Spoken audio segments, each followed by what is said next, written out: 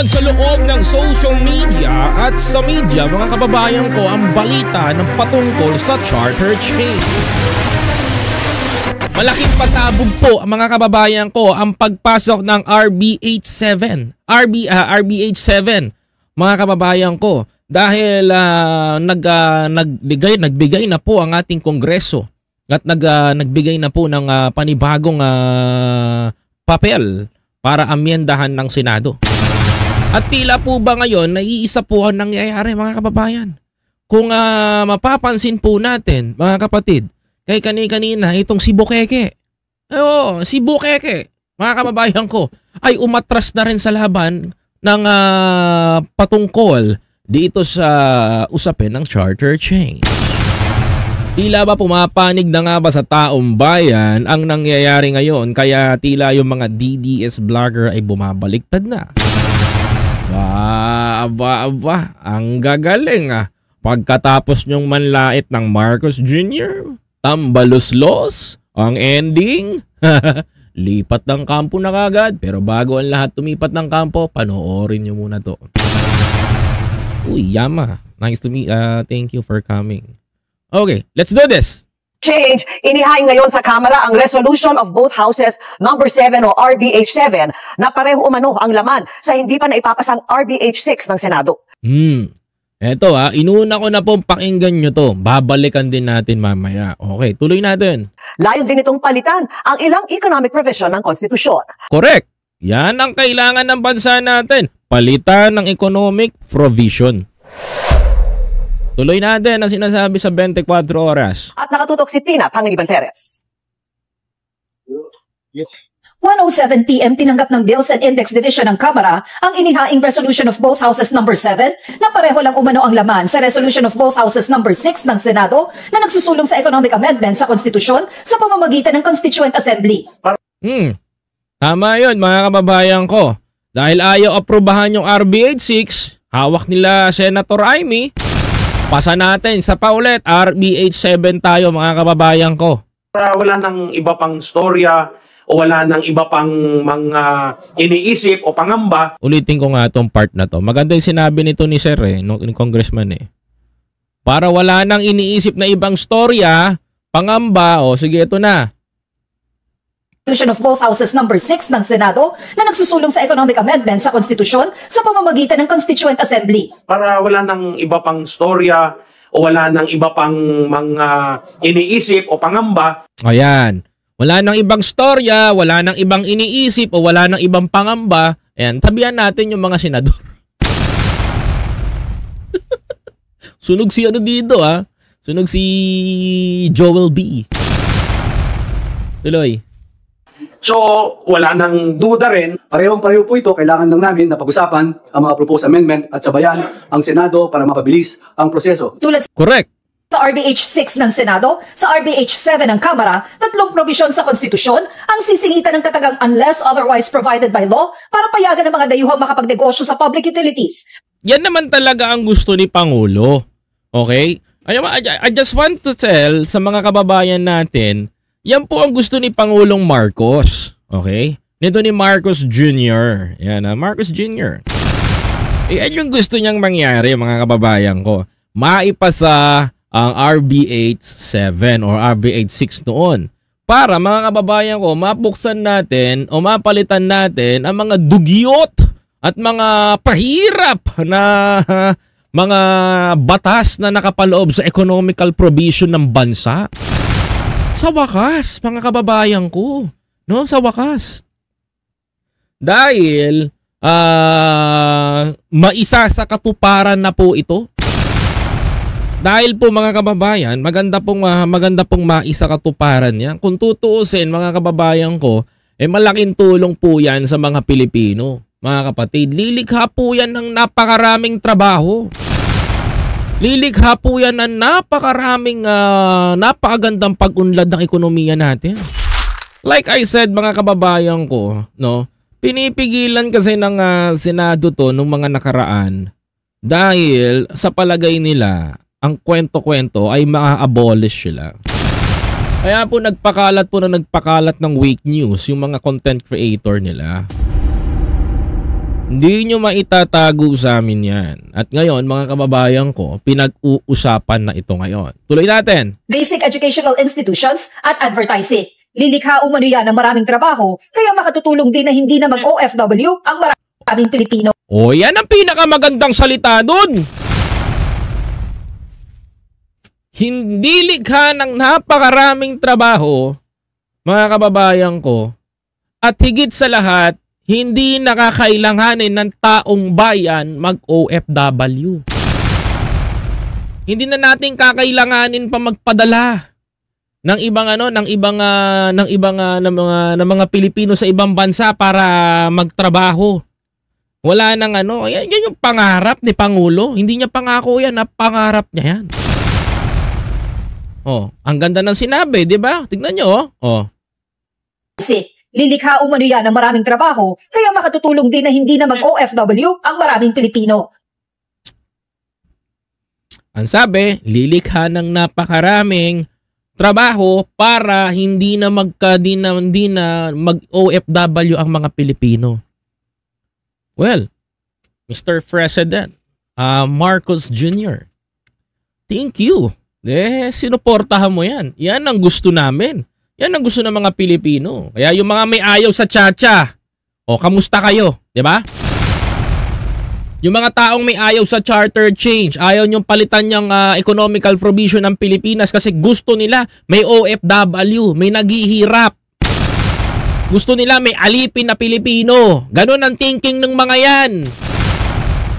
Sige pa, mag-Duterte pa kayo. Suportahan ninyo, ganyan.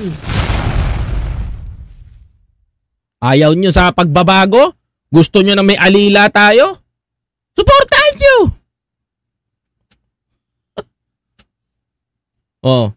Tapos pagtatanggol nyo dito sa akin, kayo mga nambabasyain dyan. Kayo nangungutya sa amin dyan. Ngayon, naintindihan nyo kung ano nilalaman ng RBH 6 at RBH 7. Para kanino ba yan? Para sa taong bayan. Ano gusto nyo kasi palagi? Yung mga nambabasyakin dito, yung mga nagbumura sa akin sa social media, yung binabanatan ako na binabanatan, no? Yung tarya ng tarya sa akin. Yung mga parinig ng parinig sa akin dyan, napahiya kayo ngayon. Bakit? Bakit yun nasabi? Mga kababayan ko, gusto nyo yung ganun tao? Yung pinapahirapan ng Pilipino? Samantalang si Pangulo, samantalang si Marcos Jr., ayaw niyang pahirapan yung mga Pilipino. Can you imagine, may presidente pala tayo, may mga congressman pala tayo na ayaw nang paalisin ng mga kababayan natin. For what reason? Dahil ayaw nilang alipin habang buhay ang mga Pilipino. Durog kayo ngayon. Diba? Sakit, diba? Real talk.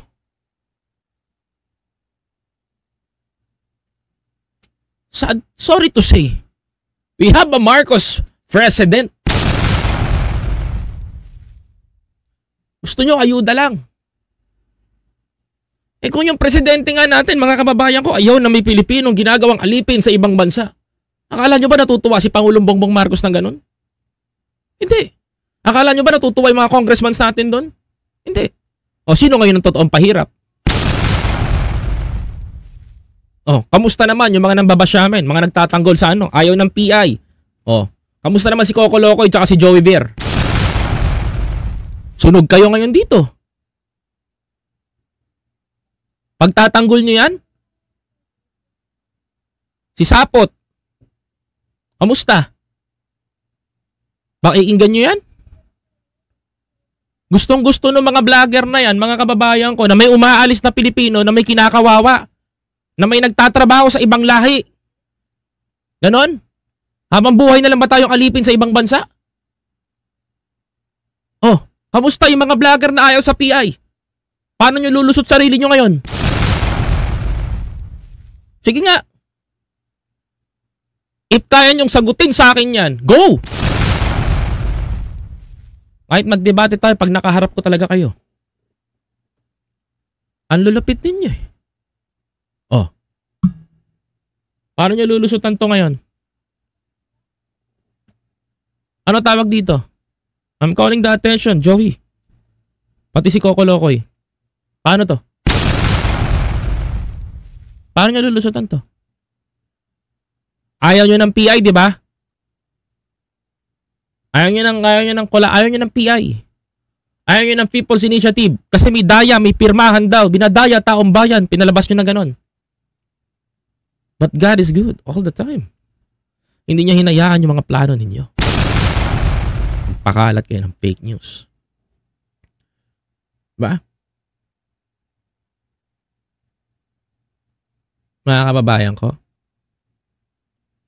Paano to? Kasi lilikha ng trabaho eh. Ayaw nyo magkaroon ng trabaho Pilipino para sa Pilipinas. Kasi ako tatanungin nyo ko. Kung ako tatanungin ninyo, ayoko aalis yung Pilipino. Para pagpunta sa ibang bansa, iba, domestic helper. Yung iba na nagtatrabaho dito. Diba? Mga kababayan ko.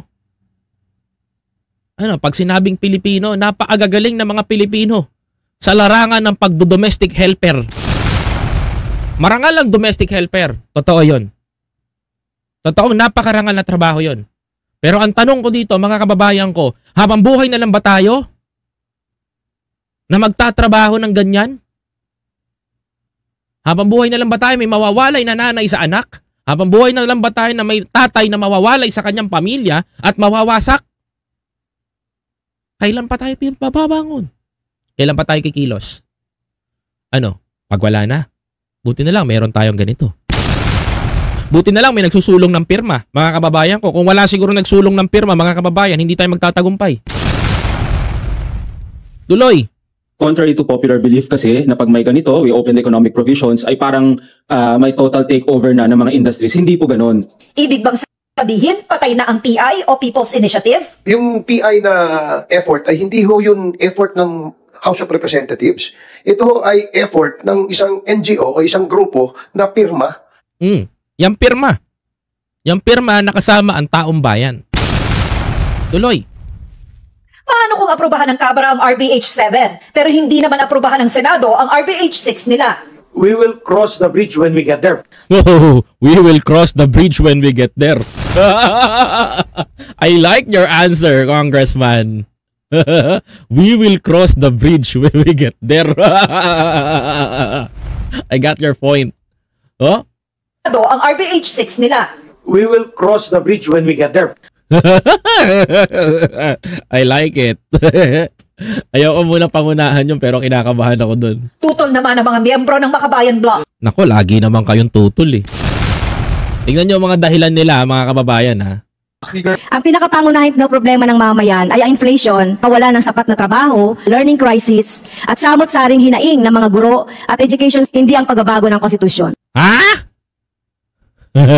Alam mo, to si Franz ha. Ako, sasawatahin ko to. Mga kababayan ko, ha? Tingnan mo, ha? Makabayan Bloc. Ang sabi ni Franz Castro, mga kababayan ko, ang pangunahin daw na kailangan ng taong bayan ay yung susunan ay pagtaas daw ng inflation. Pagtaas daw ng mga education standard. Pagtaas daw ng ganito, ganyan. Napakarami. Tingnan nyo, ha? Ang pinakapangunahing problema ng mamamayan ay ang inflation. Inflation? Kawalan ng sapat na trabaho. Kawalan ng sapat na trabaho. Sinabi niya to, ha? Learning crisis. Learning crisis. At samot-saring hinaing ng mga guro. Samot-saring mga hinanaing ng mga guro kasi guro daw siya. Sige pa. At education, hindi ang pagbabago ng konstitusyon. Hindi daw ang pagbabago ng konstitusyon. Gaano kakapal ang pagmumukha nitong tao na to ngayon? Kain ka. Kain ka. Kain ka. Ano nangyari sa bansa natin pag hindi naipasa ang RBH 7? Itong People's Initiative. Itong pirma. Itong layunin ng ating saliga na baguhin ng economical provision sa bansa natin. Alam mo, pag nabago ang economical provision sa bansa natin, matututukan din yan, pati edukasyon, mga kababayan ko. Sa totoo lang. Mapupondohan natin ang dapat natin pondohan. Di ba, mga kababayan ko? Mapupondohan natin ang dapat natin mapupondohan ngayon kapag naipasa natin yan. Ito, sinasabi ni Franz Castro na Makabayan Bloc, I'm sorry, maraming nababaitan sa yung vlogger pero ako, hindi ako nababaitan. No? Pinakikinggan lang kita. According sa mga sinasabi mo, Congressman Franz Castro, hindi po tama yung sinasabi nyo na problema ng taong bayan kailangan solusyonan. Ilang taon na po ba kayong naging mambabatas at ilang taon na po ba kayo sa Makabayad Block na hanggang ngayon ay hindi umuusad ang bansa natin because of your ideology na pinaniniwalaan nyo maganda ang 1987's Constitution? Yang 1987's Constitution na ngayon ang muwawasak sa pamilya ng mga Pilipino na sumisira ng ating mga kababayan at tayo mismong mga Pilipino ay nagkakawatak-watak at nawawalan ng trabaho at ang dahilan ng todo-todong paghihirap ng ating bayan kahit mag-rally pa kayo sa kalsada, lagi nyo itong tatandaan. No? Ang ating Constitution ang nagkukulong sa ating mga Pilipino. Tama? Kaya wag niyo pong sasabihin sa inyong statement, kagalang-galangan, honorable congressman, na kayo ay nagsasabi ng totoo. Kung problema ng teachers, mga kababayan ko, ha? Kung problema ng ating mga guro ngayon, ang problema na inyong inanaing na sinasabi nyo sa Kongreso, bakit hindi nyo po nakikita ang problema ng mga mahihirap? Gaya ng sinasabi ninyo, na trabaho, learning crisis. Unang-unang susolusyonan ng gobyerno natin pag napasaan natin ang People's Initiative, itong PI, mga kababayan ko, ang economic provision. Ano po bang sinabi sa economic provision natin? Lilikha po ng napakaraming trabaho, lilikha rin po, mga kababayan ko, ng napakaraming opportunities na magkaroon tayo ng mga investors. Third, mga kababayan ko, wala na pong OFW yung ililikas sa bansa natin. Ano na lang, kung may aalis man na OFW, optional. Diba? Pero ito sinasabi niya, Trabaho, learning crisis, at samot-saring kawalan daw ng trabaho eh. Gusto ko to eh. To. Makabayan Block. Ang pinakapangunahing na problema ng mamayan ay ang inflation, kawalan ng sapat na trabaho. Sa bibig niya nang galing, kawalan ng sapat na trabaho. Ano ba gagawin ng People's Initiative, ng PI? Ano ba po susolusyonin ito? Trabaho para sa Pilipino. Dahil kung may trabaho Pilipino, may pera ang taong bayan, may pambili tayo ng pagkain natin. Like ang sinabi mo, yan ang problema. Tuloy. Learning crisis. Learning crisis, mga kababayan ko. Alam niyo po ba na masusolusyonan natin yan kung marami po tayong pondo sa bansa natin? Baka nga mamaya, mga kababayan ko, dito pa tayo magkaroon ng pondo pambiling Nutriban. Nga pala, may Nutriban naman pala tayo ngayon. Oo, may Nutriban yung mga bata ngayon ha. Alam niyo kung gaano kalaki? Mga kababayan ko, sinlaki ng 5 piso. Isang kagat ng bata, lunok agad. Meron pala, tapos samaan ng mga gulay-gulay. Tuloy. At samot-saring hinaing ng mga guro at education, hindi ang pagbabago ng konstitusyon. Hindi ang pagbabago ng konstitusyon. Alam mo, kailangan natin baguhin yung konstitusyon, madam. You know what's the reason kung bakit kailangan natin baguhin ang constitution sa bansa natin? Kasi bulok talaga ang sistema ng 1987. Aminin natin sa hindi ito, 'di ba? Sabi ko nga sa inyo, let me example, mga kababayan ko, bulok na bulok talaga ang constitution na ginawa ni Cory Aquino. Totoo. Bakit, mga kababayan ko? Ha? Bakit, mga kababayan ko? Bakit ko sinasabi to sa inyo? Bakit ko binobroadcast to sa mga kababayan natin? Bakit, mga kababayan? Isa lang rason ko. Simula nung naupo yan at nangyari ang 1987's Constitution, anong nangyari sa bansa natin? 20 years from now, from the word came to our beloved late President Ferdinand Edralin Marcos, 20 years from now, babagsak ang Pilipinas. Lahat ng prediction niya na sinabi niya, bumagsak nga ang Pilipinas. Mga kababayan ko, ano nangyari? Kulelat ang Pilipinas. Second, mga kababayan ko, yung constitution natin, pinahihirapan tayo because bulok, mga kababayan ko. Ha? Bulok na bulok. Saan tayo lalapit? Saan tayo pupunta ngayon? Mga kababayan, for 36 years, napaunlad ba ni Duterte Pilipinas? Hindi.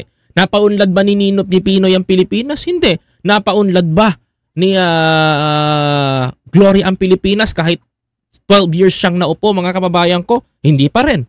Mga kababayan ko, naupo ba? Nung naupo ba si Ramos? Mga kababayan ko, napaunlad ba ang Pilipinas? Hindi pa rin. Napaunlad ba ni Cory? That's too impossible na sabihin nyo na napaunlad ni Cory ang bansa natin because kabababa lang ni Pangulong Ferdinand Marcos. Siya ang nagtatamasa ng 6 years na tagumpay pa ng mga Pilipino because of Ferdinand Marcos. Kaya nga nagpagawa na marami rebulto para tabunan ng alaala ng mga Marcos. And right now, mga kababayan, eto na naman, Constitution natin. Alam mo, Congressman, mapitik kita kahit dito lang, no? Mapitik kita. Mapitik kita dahil sa sinasabi mo, ha? Mapipitik kita. Kung talagang kayo ay para sa pagbabago ng bansa natin at kayo ay para sa Pilipino talaga, mga kababayan ko, at iniintindi nyo ang mga manggagawa, mga magsasaka, kayong mga makabayan black, mga magsasaka, mga teachers, mga samahan ng mga jeepney drivers, samahan ng mga kung ano-anong union, samahan ng mga kabataan, lahat kayo dyan sa makabayan black. Isama na si Nery Colmenares. Ha? Kung talaga kayo, yung mga leaders na yan, ay kayo ay para sa taong bayan, uunahin nyo ang kapakanan ng mga Pilipino. Kasi bakit? Mas mababantayan nyo dahil kayo nasa Kongreso. Ayaw nyo ng pirma dahil para sa inyo, kailangan kapakanan ng ganito, kailangan kapakanan ng ganyan. Hindi pa pwede yun, madam. I'm sorry for that. Kaya kata nasasawata dito. Kasi unang-unang kailangan natin yan eh. Tapos hindi nyo nakikita, wala kayong pinagkaiba sa mga bumabatikos dito sa pirma. Sad to say, that is the reality. Reality talaga, mga kababayan ko, na mahirap tanggapin. Mahirap tanggapin kasi masakit ang katotohanan. Ang katotohanan na sila mismo ay ayaw sa pagbabago dahil may mga sariling interes. Lahat ng may ayaw sa PI, mga kapatid, kayo, lahat ng may ayaw sa PI, lahat ng sumisira, nagsasabing bayaran ng PI, binabayaran ng PI, eto kayo ngayon. No? Eto kayo ngayon. Kayo ang mga makasarili sa ating bayan. Bakit hindi natin pakinggan ang taong bayan? Bakit hindi natin pakinggan ang sambayan ng Pilipino? Bakit hindi natin pakinggan ang hinanaing ng bawat isang Pilipinong individual na mayroong pamilya na nagtataguyod sa ating bansa? Hindi pa pwede ang Pilipino ay iindayog na lang sa mga paayu-ayuda. Hindi rin pa pwede ang mga Pilipino iindayog na lang sa pakaway-kaway na mga trapolitika. Hindi rin pa pwede, mga kababayan ko, na iindayog na lang tayo sa mga sinasabi ng mga politiko sa harapan natin na matutuwa tayo pag binibisita tayo. Tandaan ninyo, mga kababayan ko, magte-2025 na, malapit na naman ang eleksyon, kaya kilala na naman tayo. But this time, mga kababayan, let me show you, no? Let me show you a simple, ayoko na nga pakita, baka mamaya madali pa tayo. No, yan ang makikita ninyo. Ganyan sila eh. Kilalan tayo kapag may kailangan. Pero pag tayo ang may kailangan, di, mabaho ang PI. Diba? Yung peke at mabahong PI. Yan ang kilala. Mga kababayan. Diba? Pag pero kailangan ng Pilipino, ako po si ganito ganyan, maraming salamat po, thank you po, pangako ko nagaganda ang buhay ng mga Pilipino, pangako ko magkakaroon ng PGH dito sa Mindanao, pangako ko kailangan natin ng ganito, katuwang ko si Pangulong Bongbong Marcos.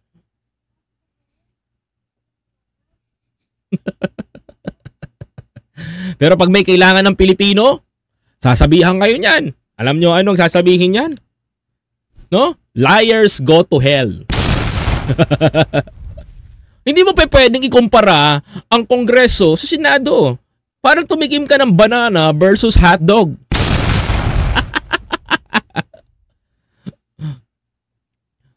Diba, mga kababayan ko?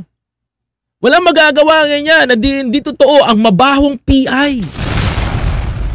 Sa makatuwid, ang taong bayan sinabihan, mabahong People's Initiative. Sad to say, it's true. Kaya mga kababayan ko, no, kilala nyo na yung mga dapat at karapat dapat magte-2025 na. Mga kababayan, magte-2025 na po. Baka naman, pagod na po kayo sa mga galaw nila. Maglagay tayo ng tama. Let's vote wise, mga kababayan ko.